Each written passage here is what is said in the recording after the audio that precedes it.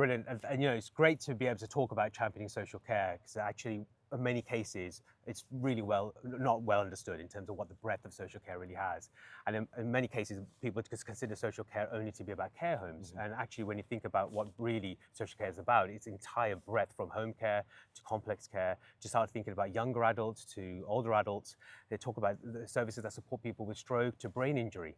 And even those that go into more independent living with care and housing support as well. But often it is not well understood the fact that those breadth of services are available to everyone when they need it most. And you serve people to really help and support them and enable them to live a thriving life in whichever setting or whatever part of the journey they're in, knowing that there are actually access points that can improve quality of life, not just in one specific part of it, but from the breadth of the sector as possible. And that's something that as Champion Social Care, we really want to go out there and promote and ensure that it's well understood in terms of the breadth of social care from the larger organizations, the small, to those that are working in the community, to those that work with the residential care. All of this collectively is an incredible, thriving social care sector where people can really live an incredible quality of life. I think that's so interesting, Vishal, with certainly from my perspective, being very much focused on home care and within the private sector and privately owned, I think there is absolute collaboration both from residential and home care. And I think that is absolutely, something that may be thought within the community, the care community, that these are two separate things. But I think your background is also home care, and that's your focus business, and you're the chair. And we've got some really great supports within the home care sector as well as the residential sector. But really, really cool. Yeah.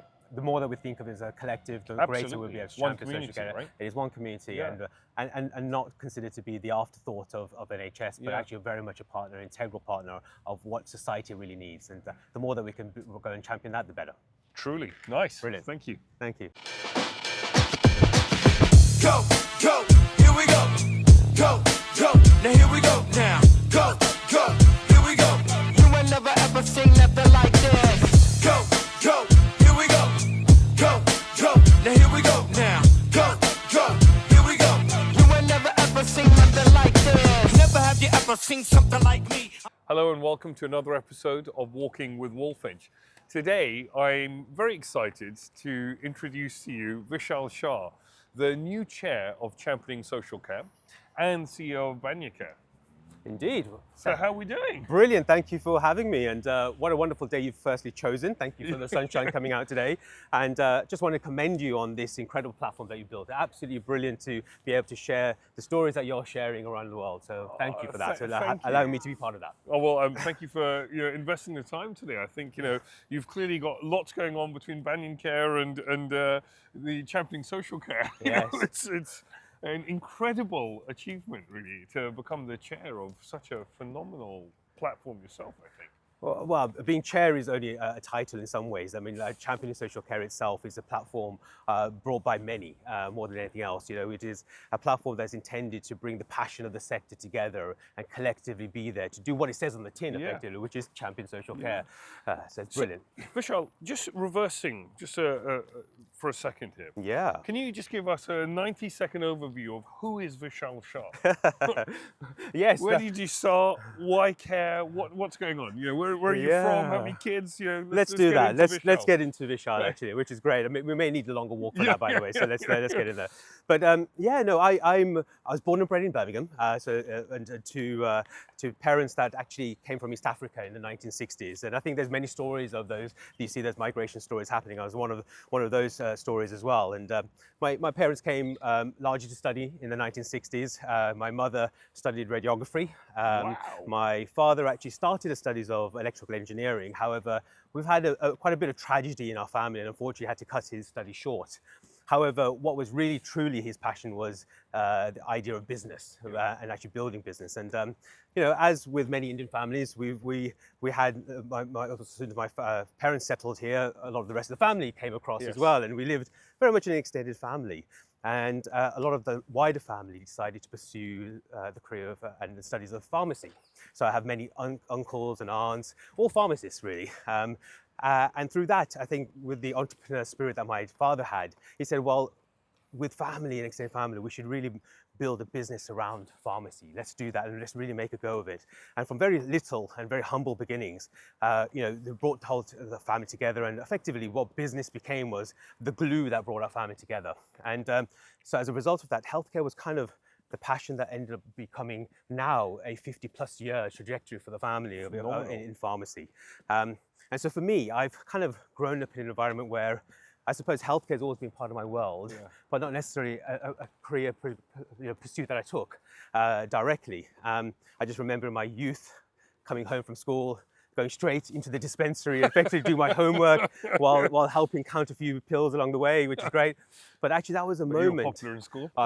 Clearly, yes. Actually, where it was more popular now, we can always have another story about that, because we actually digressed into something called chocolate manufacturing as well. Okay. But that was definitely a popular space. Very nice. But the pharmacy dispensary was a really interesting space because it gave me this real opening where I was just literally sitting there and observing and seeing those conversations that happened between a pharmacist and the patient. And you realize very quickly that people weren't coming here just for medication.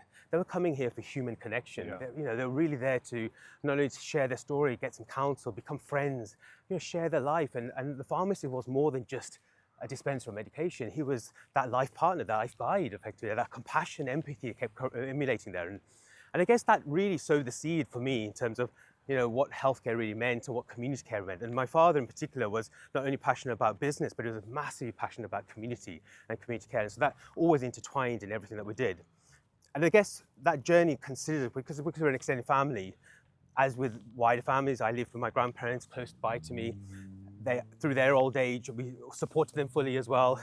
And I personally helped as well in make sure that, they were looked after, and particularly my grandmother who lived with dementia. And I think you realize, when you're in that and supporting, you really value the skills that, caring really matters and that valuable. And I guess that was always with me.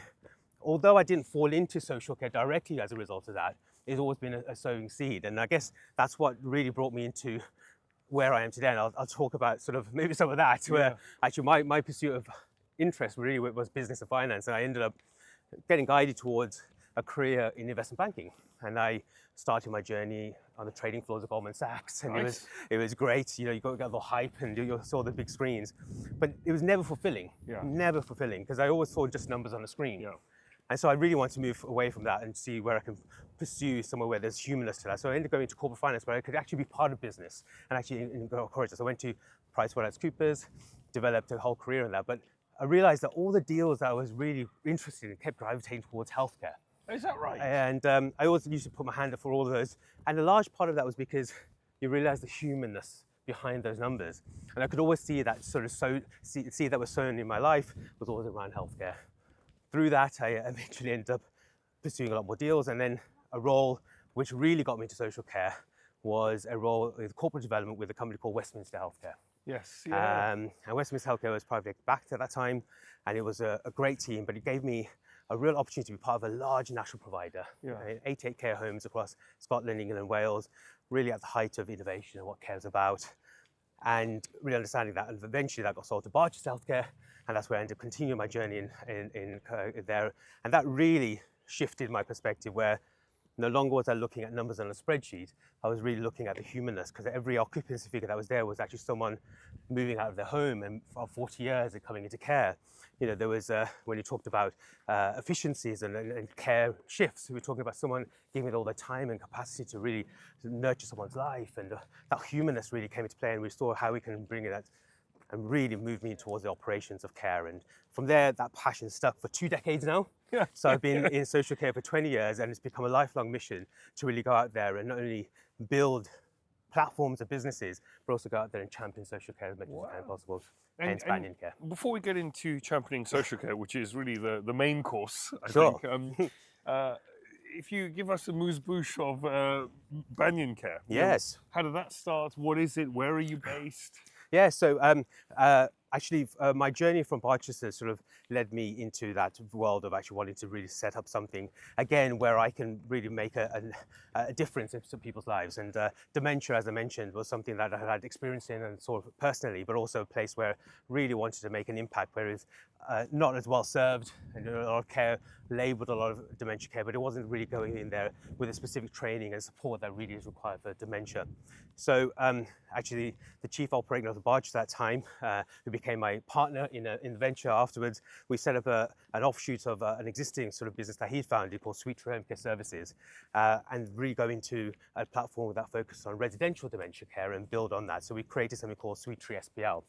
And it really was intended to be that where we can transform the ecosystem around dementia. Yeah. And the first home that we bought was, as many people just sort of when they're buying their first home, was one which wasn't in the best of state. Yeah. It was certainly on the verge of being, well, it was on the verge of being closed. We had to turn it around, and within 6 months, we turned it around to an incredible rating. At that time, there was star ratings of 1 to 3, and we had moved it to a 2-star rated home and was able to transform it. But more than anything, we created an environment where most people that ever came to visit that home never understood it as being a dementia care home. Yeah. Always saw it as this incredible, calm, beautifully vibrant environment where I know in many cases when you go to anything really around dementia, you find there's an element of difference around that. The environment doesn't really feel as homely, it doesn't feel as open, there's a lot of locked doors behind it. We kept it as open as possible, an environment where people nurtured. And there's a sense of calm and purpose in that home as much as possible. We had 60 residents there, Wow. all living with various complexities around dementia. But Where was living that? That was actually in Hampshire. Right, Hampshire. okay. Yeah. And through there we grew and built up a sort of a residential base around dementia care and wanted to really emulate that model, not only in residential care, but also home care. Right. Just before COVID, actually, we exited our residential care portfolio with a view that we'll reinvest. But with the pandemic coming about, we actually ended up focusing more on home care, and that's become a large part of what we do. But focused specifically on residential dementia care, but also you seeing what a passion of mine was really seeing how technology can play a part in that role as well. And hence ended up investing a lot around the technology-enabled solutions around home care and beyond. And so now where is that all based? Largely around the southwest and London. We've also expanded that model and just I've started looking at new geographies outside of the UK as well. And there's been a few things in the making. We've just started something up in India as well now, which is amazing. Yeah, I think that's a really interesting market. Just from a, just thinking about the history that you've got and the cultural background. I think actually that concept of sort of seva, as they call it out in Correct, India, I think that is inbuilt, and I think it's really an intriguing model. I've looked at that for years myself, actually, just more from a passion project than anything else, actually. But I think that's really wonderful. So all of this is just phenomenal, and we could spend days just talking about your history, because I think what an interesting background that you've got. And if I think about the sort of people that we talk to in Walfinch, so many of them have followed that similar path of thinking, well, actually, I don't feel fulfilled. Yes, the financial fulfillment is there, and great, I can tick all the CV boxes, but I'm just not. I don't have that X factor. I'm not happy. Servicing spreadsheets. Really, I want, I want people there. And I think that is so interesting for me to see you and your history. And actually, I've just started over the last couple of weeks. I've just started putting pen to paper on a new book called The Jump, talking about exactly this. And, the kind of golden handcuffs that you've got in employment, but then how do you move forward and how do you add that fulfillment in life? But coming all the way to today, what is championing social care? For those that don't know and have never heard of it before, living under a rock, what is it and what does it do? Yes, well, I feel like actually now hopefully Champion Social Care is starting to become a bit more of a household name in terms of what this platform is, but there's more to go in relation to that. But just, taking back a little bit in terms of that perspective you just took, where there are many that actually come into social care with a different path and actually find purpose and fulfillment. When you think about it, not only for those that are working and finding their careers and their life work within social care, but also clearly that's the same trajectory that many people that use and come into social care have had as well. They've all come from lots of different walks of life. They effectively find purpose and meaning and quality of life as a result through social care, which is quite misunderstood in many cases. Champion Social Care itself is effectively what it says on the tin. It's intended to be there to champion social care. And why is it needed, really, is kind of, the mission itself is to shine a light on the incredible sector and extraordinary people that live, work, and thrive in social care. And if we take it from that perspective, the reason why it's necessary is because a large proportion of the population don't understand social care. And as a result of that, and the result of that perception, it has a knock-on effect on the way that social care is valued, recognised, funded, the way that, in fact, people come into the sector in terms of work and trajectory. But where it started was very much in 2018, where there's a group of passionate people across the sector, including myself, that under the sort of visionary guidance of our founding chair, Avnish Goyal, and his wife, Anita, said that we should really be doing something to contribute back to this incredible sector.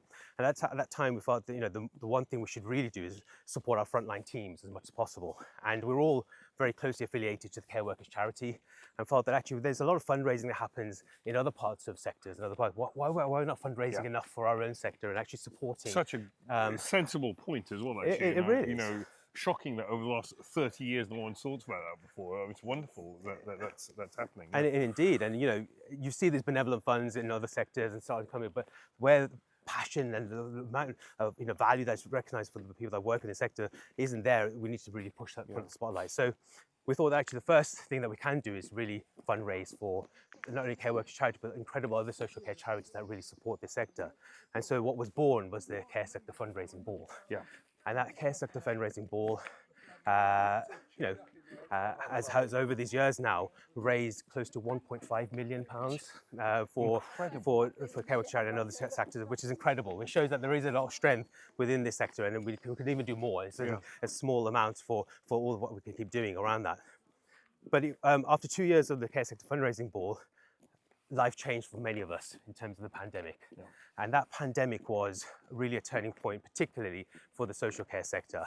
And for us, we could no longer host the ball. However, the passion that we had and the fact that we felt all locked down and realized that this sector is supporting the most vulnerable in society, yet we're not able to help and support them in the way that we normally could. We need to do something different. And that was a time when we realized that obviously there was a lot of talk and a lot of attention being given to the NHS. And yes, the heroic efforts of those that work in the front line in the hospitals were incredible. But what about the heroic efforts of all those that are working in social care, which was really forgotten in many cases? And in fact, in many ways, the way that the media were presenting the stories was a place of doom and gloom in some cases. And we really had to change that. So we saw, obviously, in many cases, the Minister of Health and Social Care wearing the NHS badge. But then what about this? And we want to make sure that this became a prominent feature of what we do. And so as much as we were all going out to clap for the NHS, we started a campaign during that with all the same parties to say we need to clap for social care as well. And through there, an initiative called Sparkle for Social Care was driven by literally the efforts of public really coming out there and going out there to champion social care and bring out those stories of those incredible heroic stories. And I think you will have heard of them. So certainly from my teams, I've heard where many people left their homes, almost said their goodbyes to their families, so that I need to support the most vulnerable in society. I can no longer stay from here to do that. I need to move into a care home. Left their families and effectively permanently moved into a care home. Truly heroes, right? Truly heroes, right? And these heroic stories are never really brought out to the forefront, and we needed to go there and champion it. So I think from there was really the idea that was born, was saying that if it's not going to happen anywhere else, we need to go do that ourselves. From the sector, we need to go build that story and really go out there and champion social care. And so the name of Champion Social Care kind of was born. However, a couple of it, we realized that we need some initiatives to do that. And two of the initiatives, unfortunately, were born again, happened in pandemic, so it made it a little bit more difficult. But one was an initiative that we took over, what was really from Care England, which was started there, called the Care Home Open Day. And it was kind of coming to the end of its tether, but we said that we need to take this on board because people need to really understand care. So we took over that Care Home Open Day initiative and made it Care Home Open Week. And the second was Care Sector's Got Talent, and a great way to really showcase the breadth of the talent and the incredible people that work within social care. But those two ideas are brilliant ideas, but they started in the pandemic. And we realized that actually we can't quite get the people together. So what, should we wait or should we do it? We said, no chance. We're still going to go do this, and we're going to try and do it as much as we can, virtually as much as possible, and we've definitely got to initiate this. So our first Care Home Open Week, which is effectively where care homes across the country open their doors, literally open the doors for the general public to come in, ended up being virtual. And despite it being virtual, we've got 2,000 care homes across the country opening their doors and the windows to their world through incredible activities and bringing these webinars and bringing the public together to showcase what social care is really about, when we knew that the outside world was having a bit of a nuanced view in terms of what care was all about at that time. And through there, Care Open Week's grown. Now last year we had 5,500 care homes opening their doors. This year, which is happening in June, between June 15th and 21st of June, we're hoping that that will increase even further across the country. People come and really be a doorway. Whilst it says Care Open Week, it's really supposed to be a doorway to the entire social care sector, and really go out there and get the general public closer to what social care is about. And similarly, what Care Sector's Got Talent was supposed to do was exactly that, showcase the incredible talent and the breadth and diversity within our sector. And over the years, it's continued to grow. I think last year we had Simon Cowell as well, kind of making a comment as well. He actually came featured into the Care Sector, but showcasing that breadth of talent, where actually social care, you can be anyone you want, bring that talent to social care, and it's actually recognised and used and valued. And we've had brilliant talent being showcased around that, and it's just continued to grow. But those are two flagship initiatives which have now become a series of programs where Champion Social Care tends to front, where we bring leadership together, we bring thought leadership together, we bring opportunities for people to not only champion social care through peer-to-peer support, but also through these programs where we build public awareness and really raise the profile of the social care sector. That is amazing. So let's kind of dig into a couple of the other programs. So, I mean, what sort of other programs are there? How do people get involved with this? Because this is just phenomenal. I mean, I've recently got involved as an ambassador myself, and I think that is... Thank you as well. It's brilliant to have you on board. Which is, one of the reasons we're doing this as well. And I think, how can we all help? How do we use our own small platforms to say, well, what can we do to just help the greater good, that snowball effect? But, if somebody's listening to this today, what other initiatives can they get involved in? How do they support? Yeah, well, I think the beauty of what Champion Social Care is that actually it's a collective effort of many. So actually, in any cases, the fact that you become a strong advocate for social care in your day-to-day role is the first starting point as anything. Feel pride in everything that we do and really showcase that as much as possible. And in your own world, really go out there and certainly promote as much as what the incredible work that we do around social care as much as possible, because the general public really do not understand as well. Yeah. And if you see that recent report by the King's Fund in March, which effectively showcased the fact that the public don't really see social care as any priority. And in fact, 48% they were saying they don't even know what social care means. Yes. Only a very handful, small percentage. And 5% never even heard of social care. In fact, it's very staggering to see that a good significant proportion of the population don't understand social care.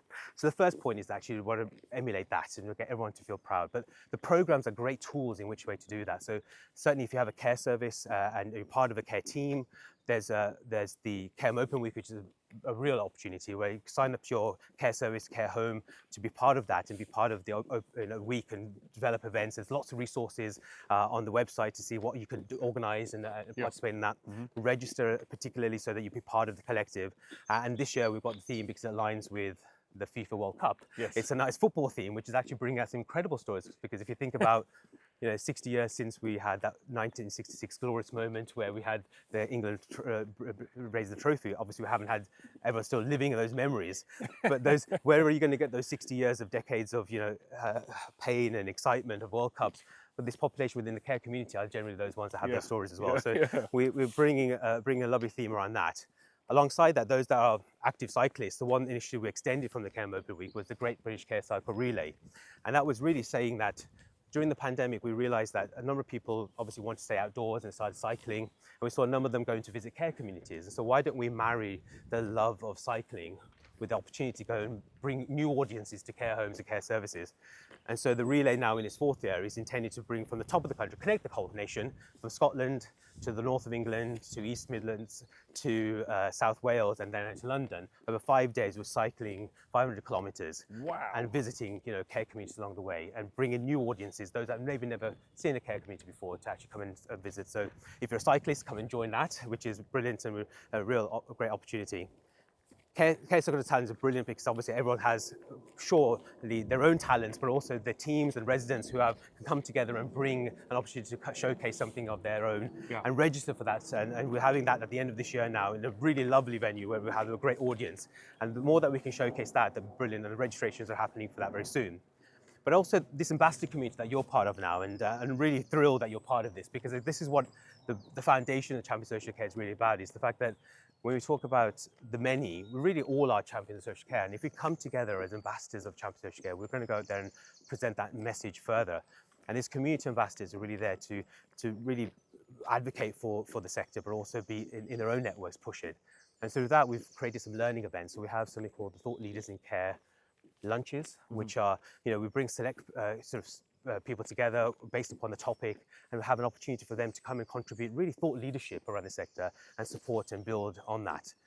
At the beginning of this year, we had a new initiative start called the Care Sector Champion Social Care Masterclass, which is kind of what we were talking about earlier, where when you have aspiring people coming to build businesses within that, actually, why don't we bring the breadth of experience together and have that peer-to-peer support, and really learn from each other and build an opportunity to bring thriving care platforms to businesses together with that peer-to-peer learning. So that was the first time we started that and shown that that masterclass series is something we can build on for them to go forward. And also this year we launched officially under Champion Social Care a careers conference called Who Cares Wins. Right. And I would say that this is one of the ones where genuinely we all need to get behind. Yeah. Because when we think about the challenges that we have with social care and certainly where it's going to go, we need to build the future workforce. And where better to start that than to start it really as early as in the school children age group. Yeah. And the careers conference has now grown over, it started with the Hallmark Foundation for 2 years now under Champion Social Care. This year it was at the iconic Kia Oval Cricket Ground, and a whole room full of school children coming, spending the whole day not only getting personal development, but learning about the breadth of careers around social care, which are not really well known or well talked about. And having that awareness when you're at school, and then you can make decisions about your careers, which I wish I had as well, which I didn't have.